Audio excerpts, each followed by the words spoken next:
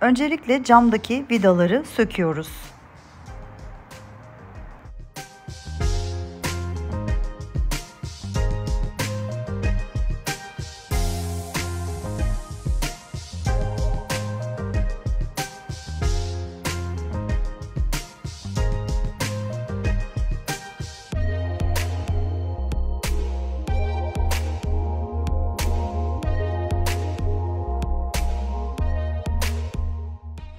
Beyaz cam fitilleri dışarıya bakacak şekilde seramik camımızı yerleştirip daha önce çıkarttığımız kare parçayı çok sık olmayacak şekilde dört köşesinden vida ile sıkıyoruz.